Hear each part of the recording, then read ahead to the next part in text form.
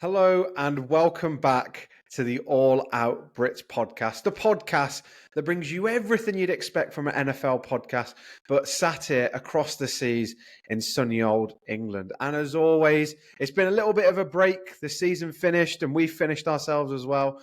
But to join us and to celebrate a new season of NFL coming underway shortly is the main man, Mr. Elliot Greenwood. Elliot, how you doing? I've missed seeing you. I think our friendship relationship has really struggled. But how you been? How you enjoyed the off season? Mate, it's been a long off season, but I'm good. I'm feeling good to be back on a day that one iconic Manchester duo in Oasis return, the second most iconic Manchester duo in All Out Brits return. I'm excited for it, Taz. I've missed the pod, as of the people. So let's rock and roll, buddy. Come on. Let's rock and roll. It's a great start. Don't worry, guys. We aren't going to charge you extortionate prices because we can't afford to do that either. But we're back with a bit of waffle as always, but it's a pretty interesting waffle as today we're going to be talking about our season predictions. Now, we also have you guys to get involved. Got a few opportunities for you to get involved as well, which we'll mention at the end of the podcast. But first of all, let's just get straight into it. Last year, obviously, the Super Bowl didn't end the way that half of this podcast wanted it to end, with the Chiefs somehow coming away with another Lombardi trophy. But this year, in the off-season, we've seen some big trades, some big moves around. First of all, mate, what have you made of all the chaos that's kicked off in this off-season? I think it's been an off-season that's been really, really interesting. The last few seasons, it's been quite a quiet off-season, but there's been some big players wanting some big money and making some big, big moves. And that's been really exciting to see. I think for me, the trade that I'm most interested in is Saquon going to Philadelphia. And under that, behind that O-line, that team looks incredible now. I don't know about you, mate, but there's been a lot of big moves. And yeah, who's caught your eye? For me, I mean, I don't know what's going on with all the GMs and the franchises, but they're throwing money at their wide receivers and quarterbacks like they're strippers, and it's unbelievable. And I tell you what, CD Lamb yesterday stuck a few hundreds in his underwear, didn't he? Big contract extension for him. We saw Justin Jefferson get paid as well. But quarterbacks, for me, I think there's been some serious money spent. The thing that I'm really interested to see is Kirk Cousins in Atlanta, to be honest with you. We mentioned last year how sort of the offensive pieces were there. Didn't really expect Kirk Cousins to end up in Atlanta, but now he's there. He's getting big money. Hopefully, with an ankle repaired, he might be able to get the job done over there. Mate, it's going to be really, really interesting in Atlanta. And Minnesota have been left with nothing. JJ's got a load of money, but no one's going to throw him the ball. One other quarterback matchup that I do want to mention as well is an inter-house competition, basically, in Pittsburgh between my man, Justin Fields, that I've got the jersey of, and Russell Wilson, both coming off pretty disappointing seasons. I think it's going to be really, really interesting to see what happens over in the Steel City. Very true. And I think there's only one way you can get started, and that is by talking about who we actually think is going to come away with the Lombardi this year. So let's start off our Super Bowl winner. Now, first of all, let's get the biases out the way. We know in an ideal world, we want the Cowboys to win and we want the Niners to win. Now, all I'm going to say is one of those is a lot more realistic than the other, but we'll let that slide for a sec. But Elliot, you kick us off. Who do you think is going to come away with the Lombardi trophy this year, mate? I'm going to throw a little curveball in there. I know what you're expecting me to say. You're expecting me to say one of the big three. Either on the NFC side, you're looking at your San Francisco, your Philly, and maybe even Green Bay thrown into that mix. On the AFC side, it's really difficult to look past Kansas City. But I'm going to do it. And there's one team that's springing out to me that's really exciting. And that is the Cincinnati Bengals. You know how much I love my Joe Burrow and Jamar Chase link up. And with T. Higgins deciding to play football in Cincinnati for another season, I think the pieces are there. You showed what they could do without Joe Burrow towards the back end of last season. And the majority of last season, with him not being fully fit. A fully fit Joe Burrow, I'm excited to see. And Jamar Chase is going to have a season because of it. So my Super Bowl winner is going to be the Bengals. What about you, Taran Sidhu? I can't get over the fact that he thinks Joe Burrow with a gammy thumb is going to go and lead Cincinnati to a Super Bowl. But we'll let that slide. In all seriousness, I'm going to have to say it straight. I can't beat around the bush. But I think the 49ers are going to come back. this year. Managed to keep most of their core, which again we talked about last year. We said this was their only year that they were going to have everyone. Again, Brandon Ayuk still sat on the sidelines, and we're not too sure what's going to happen with a week to go until the season starts. But everyone looks mean and nasty. Brock Purdy has been hitting the Gymshark athlete routines, and he's been sitting there eating his eggs and his protein shakes, and he looks like an absolute unit. Debo as well, again, a man that was a bit injured last year, didn't really have sort of any outstanding sort of receptions in games apart from when he dismantled the Eagles. But overall, this Niners team looks complete again. Again, added a few more pieces.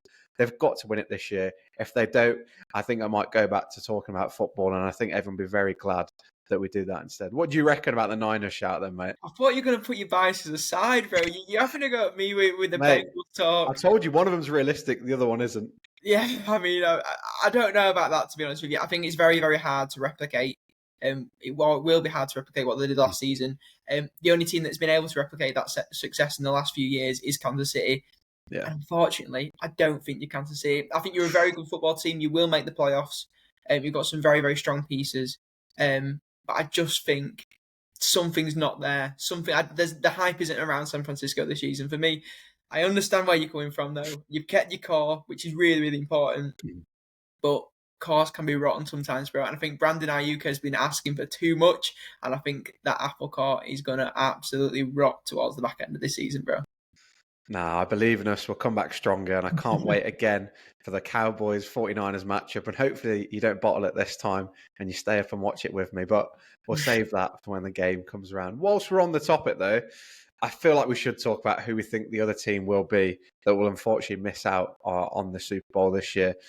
Again, it's very difficult to look past the Chiefs. I know that it's one of those teams that we know that they could be awful all season like they were last year. They had points where they're just absolutely terrible, but somehow Mahomes on one ankle, one toe, whatever he had left in him, somehow dragged that Kansas team all the way to the Super Bowl finale. And again, it'd be very, very interesting to see whether or not they're here this year. For me, I do see a repeat of last year's Super Bowl.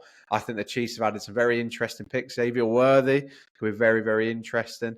Rashee Rice, I'm not too sure what's going on with him at the moment. I don't know if he's in handcuffs or whether he's in training camp. We might have to do a bit of looking into that. But I think this Chiefs team, Mahomes looking hungry and angry again, Kelsey ready to get the ball again. I think it will be a repeat of 2023. What about yourself, pal? Well, just touching on the Chiefs there, mate. In the last couple of hours, it's just broken that they have just dropped Kadarius Toney. He's been cut from the team. Not surprised, so that's another slot receiver that they need to go out and find. For me, obviously, my AFC team is set in Cincinnati, in the Bengals, I think. On the other side of that, it's going to lead nicely into the next segment. So get the MVP graphic on the screen. Here we go. Let's get it going. My Super Bowl matchup will be the Cincinnati Bengals against the league MVP, Jordan Love, and the Green Bay Packers. My God. I honestly think that Green Bay team is scary. You saw how they dismantled Dallas last season in a game that was probably the best game of Jordan Love's young career so far. They've moved on from Aaron Rodgers absolutely spectacularly. And I think the reason why I'm thinking league MVP and Super Bowl appearance for Jordan Love is if you look at his first 6 games, he only had 2 games where he threw the ball and had a completion percentage of above 60%. And then he came off the bye week and he was absolutely electric. He had some performances which made you think, but at the same time, it was his first season in the league. Mm-hmm. And I think in his true sophomore season, I think there's going to be a Super Bowl appearance and a league MVP for Mr. Jordan Love. He just keeps getting better and better, and he's such an exciting quarterback to watch. So what about you, mate? How do you think about Jordan Love taking Green Bay back to the promised land? I don't hear it. I mean, again, another man that's got about 250 million stuffed in his mattress, hiding from the tax man. But I do hear it. I think the Green Bay team, again, have assembled pretty nicely. Had some very nice assets towards the end of last season. Like you said, they seem to be flowing. I think they were pretty close to pushing really far in the playoffs. Again, very close game with the 49ers. So I know it's very interesting to say the very least with Jordan Love. Again, for me, I'm not entirely convinced, to be honest with you. I think this season, teams just seem to me like they're going to be playing nasty, playing a bit more fiercer than they were last year. There seems like a lot more on the line. I don't know why. I don't think there actually is. But teams just seem to have a bit more determination. And I don't know if Jordan Love is going to be able to handle that pressure, unfortunately. But a man who I think can handle the pressure, and a man on this podcast who we've said countless times can handle the pressure, is the one true GOAT, Mr. CJ Stroud. Let everybody know. That's why he's the GOAT! The GOAT!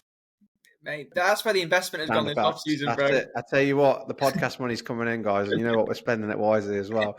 But yeah, CJ Stroud, my God, I don't know what is going on in Texas, but I tell you what, it's looking good. Again, Stephon Diggs going to the Houston Texans is one of the wildest trades I think I've seen. That Bills team, we won't even talk about them because they have been absolutely ransacked, spat on, thrown in the bin. And then Josh Allen, bless him, he's bagged Haley Steinfeld. He's got nothing else around him. But CJ Stroud and the Texans, last year, no one expects him to do as well as they did. But this year, with all his assets, with his main man, Tank Dell, back from a broken arm, hopefully, fully healed as well, I genuinely think CJ Stroud is going to throw his way to the league MVP. Now, again, we know that it is pretty much a quarterback's award. We saw last year CMC came close, but there was no chance he was ever going to get it. And so, unfortunately, in my eyes, it probably is going to end up being Mahomes. Let's be all honest. It probably is going to be Mahomes. But we're not boring, guys. So we're going to come out with someone else. CJ Stroud, what's the take on that then? I think the Texans team this season is going to be really, really, really interesting. They've had a playoff appearance, okay, which is fantastic to have under a young quarterback. Yeah.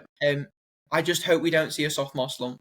You see it all the time with quarterbacks. His rookie season was, you're not going to like what I'm going to say here, but it was very, very similar to Dak Prescott's in the fact that it was so explosive and he carried a team really that shouldn't be in the playoffs, and he carried them all the way.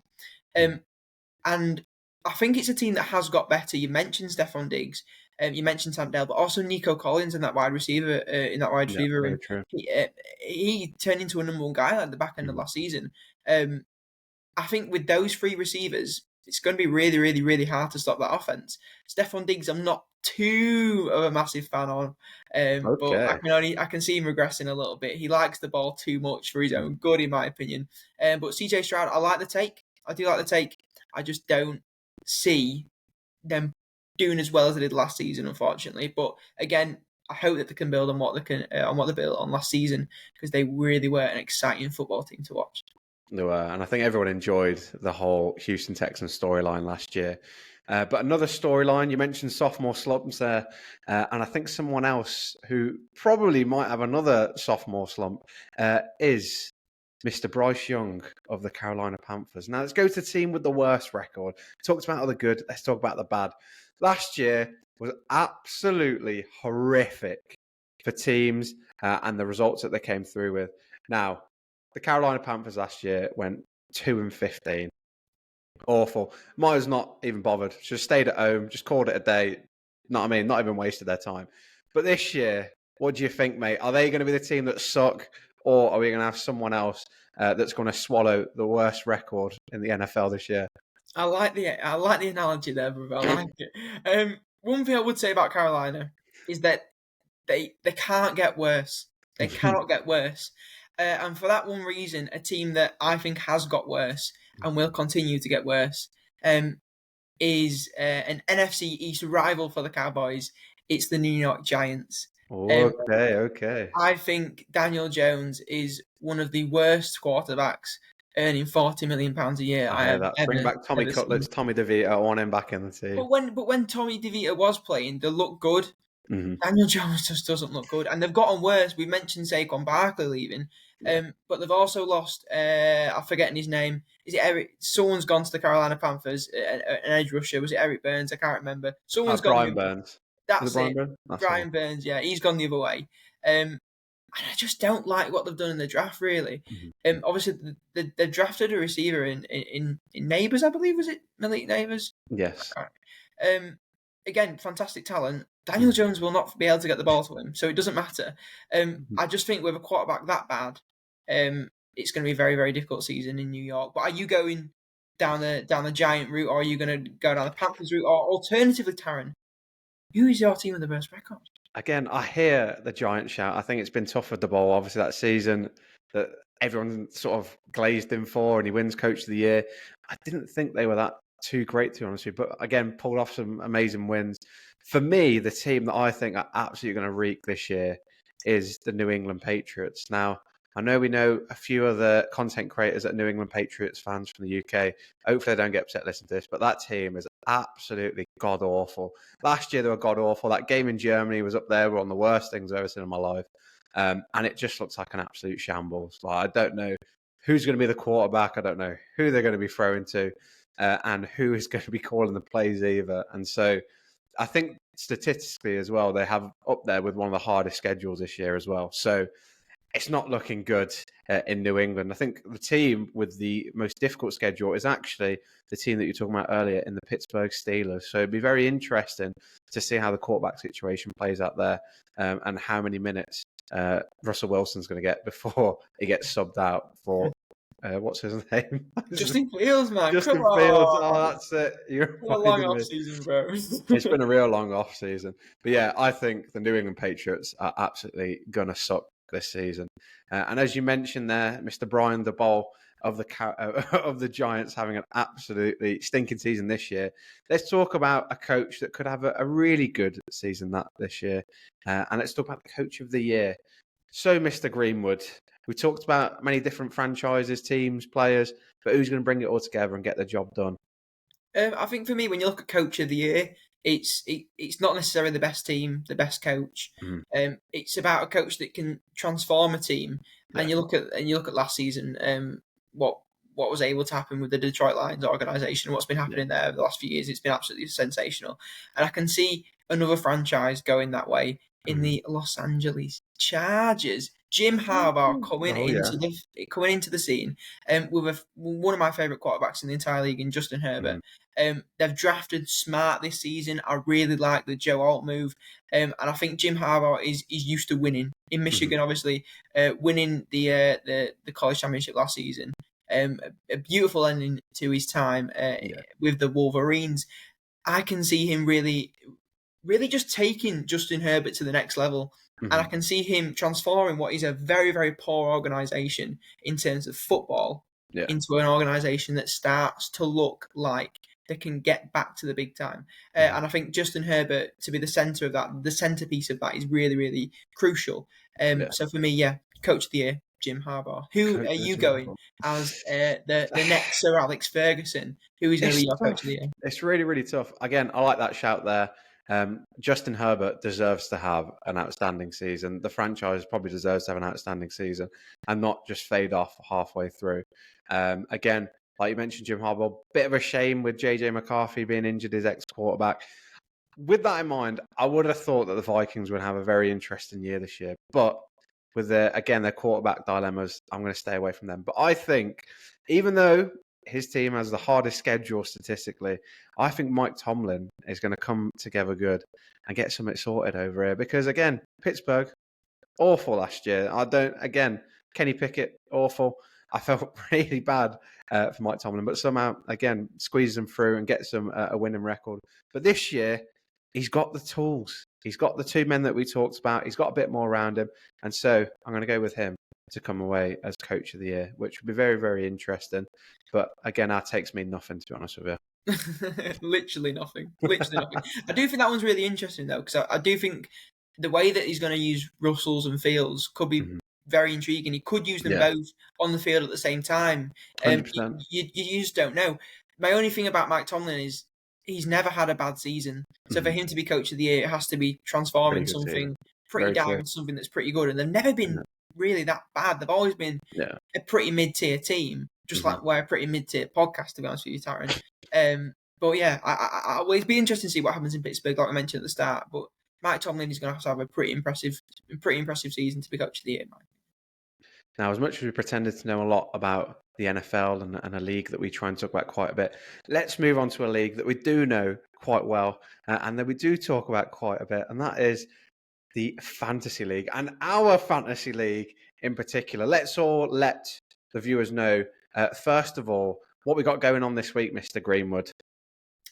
We've got our combine, if you like, going on this week, which is 3 excruciatingly cruel tasks designed to test the best and the worst of the participants. And yeah, I think it's going to be a really, really good fantasy season. Last season didn't end the way either of us would have liked. I had a slightly better season than you, Taron. Do you want to remind the viewers what happened towards the back end of the season for yourself? Yeah, I was robbed from day one. Elliot here basically had an academy behind him, which he used to, embezzle players, threw them out, and somehow made it to the Super Bowl, whereas myself struggled horrifically, but had fun, and that's all that matters. As long as fun's in the middle, that's all that matters. But still, like I said on the podcast before, you couldn't organise a piss bin and brewery, and hence why I am yet to receive my punishment for last year. And so just about sums up everything to do with you in this podcast. Pretty much, yeah. To be honest with you, bro, I don't think it'll ever happen. Your forfeit. I'll take it, mate. I will take it. Getting a reply out of that set of lads is more difficult than a winning season in New York. To be honest with you, pal. Very true. It just isn't going to happen. But yeah, I think fantasy is going to be very, very exciting this year. There's a lot of big players coming back in situations that aren't ideal. So for me, I think I can discard the likes of Justin Jefferson as being a big number one guy, in my opinion. And my fantasy favourite is going to be a guy who had a pretty decent season last year. He was my first overall pick with over 100 receptions with his main quarterback not throwing to. I mentioned him before. Jamar Chase is going to be wide receiver 1 and player 1 in fantasy this season. I can see the comeback from the king, and I can see him helping Cincinnati to get that Super Bowl and helping me to get that Super Bowl as well, bro. He's who I'm going to be drafting number 1 if he's available on the board. What about you, bro? Who's going to be your number 1 overall pick this year? I'm torn, and like you mentioned there, it's very interesting this year because there are some big players who we've talked about, celebrated, but you probably wouldn't be thinking that they'd go top 5, top 6 like they did the year before. I think very interestingly, it would be how Travis Kelce gets picked this year. Now, in our league, he went kind of late, to be honest with you. And to be honest, he only really went because people knew who he was. But this year, people have realised that you need a solid tight end. You probably need a solid running back, and they can absolutely storm you through a league. The wide receiver section, you can trust, someone from the Patriots or someone from the Panthers to get you enough points. But the running back and I think the tight ends are a very important section. And so, with that in mind, I'm going to go with a running back who I think had a pretty good season last year, and I think will continue and will only get the ball more and more. And that is my main man, Mr. Christian McCaffrey. Absolutely unbelievable. Absolutely electric. Well, my other pick was Tyreek Hill, and I thought, you know what? I don't want to see him run 70 yards and throw it in the end zone. No boring picks. When you were teeing it up like that, I thought you were going to say Bryce Hall. I thought you were going to give me something interesting, something to work with. Hey, we're deluded around here, mate. We're just clueless. All right, take your time.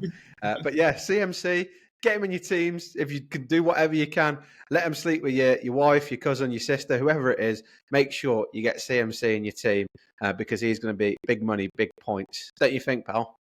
He's going to be big money. For me, I think it's really hard to beat RB1 year after year after year. I think it's going to be really interesting to see what happens in the Jets organisation. A player that I do want to throw out there from a position that we haven't mentioned at quarterback, someone who I think is going to have a pretty good season, but kind of go under the radar at the same time. He's going to be Kyler Murray with the Arizona Cardinals. I think dual threat quarterbacks have been shown to kind of get lots and lots of points in fantasy. So I think he is going to be a very, very key acquisition. You mentioned Travis Kelce as well. For me, there's 3 tight ends that I can think of that I can take above him, potentially putting him outside of the top 5 tight ends this season. I do think he's going to have a fall off. Well, I'm looking at Sam Laporta. I'm looking at Jake Ferguson in Dallas. Obviously, George Kittle, Trey McBride. Well, we're not going that far. Let's not make some mistakes like you did last season, bro. But again, I do think there is some pretty decent tight ends out there, and I don't think Travis Kelce should be going as early as he has been doing in previous years. He's not at the level of what he was a few seasons ago. He's not like a Rob Gronkowski sort of tight end where you have to pick him up if he's available. So I think, where he goes, he's going to be really, really interesting, like you said, mate. Well, all we know is that wherever he goes, Taylor Swift's face is going to be not too far behind him. And hopefully we get a few less features of that this season, say the very least. I'm sure there's some other pretty wives and wags that we can get on the screens because I'm sick of this era's tour of her face every single time I watch NFL. But moving on swiftly, and to conclude, as we mentioned there's plenty that we've talked about and there's plenty to come up. Now, for you guys, if you want to get involved, we're going to be running a competition this year because, like we said, the podcast money is looking pretty good. And so we're going to celebrate it with you guys. So if you guys are on TikTok or if you want to join in the comments below, I want you to write down all of the sections that we have mentioned today. So tell us your league MVP, your Super Bowl winner, your coach of the year, your worst record team, and then also your fantasy favorite, the man who will get the most points in fantasy. Let us know, and then we'll enter you into the competition to win. Should we have a drum roll for this, Elliot? Are you gonna provide one? Should we get the media provide one? What do we do? It's just too much. If we've got the money available, bro, we may as well. Let's get it going. Oh yeah. A 24-25 shirt of your choice from the current season is what the winner will win if he gets all of these correct. It's like Super 6, but there's only 5. And so we're very, very excited. So please make sure, guys, to stick your predictions in the comments below. And if you're on TikTok, use the filter that will be on our profile as well. And make sure you get them in before the season starts. Any final words? You happy with that, Mr. Greenwood? Mate, I'm very happy with that. If someone gets all 5 of those right, they definitely deserve a shirt. Coming out of your bank account, of course, sir. And if they don't, well, then we can treat ourselves to a nice shirt. So it's a win-win. I'm sure we will anyway, bro. Do you know what I mean? The money's rolling in now. We're living good. I'm excited for this season, mate. I think if I was going to say one thing, it's going to be stay with us this season. We will make some terrible picks. Mm-hmm. There will be some very, very dodgy punts. But at the end of the day, we're still going to be here chatting waffle nonetheless. So just stay with us this season. And thank you for all your support over the off-season. It's been very, very much appreciated. They've been dying for us, haven't they, Taron? They've been dying for the boys back. They always are. It's not the first time. It won't be the last time. And like Elliot said there, please make sure to join us on our journey of not trying to get cancelled on YouTube, on TikTok, and on Spotify as well. And we will be seeing you and joining you next week after the first round of games, and we find out whether we are absolute moppets or whether we belong on NBC Sport. And so we'll see you next time on the All Out Brits podcast. Peace.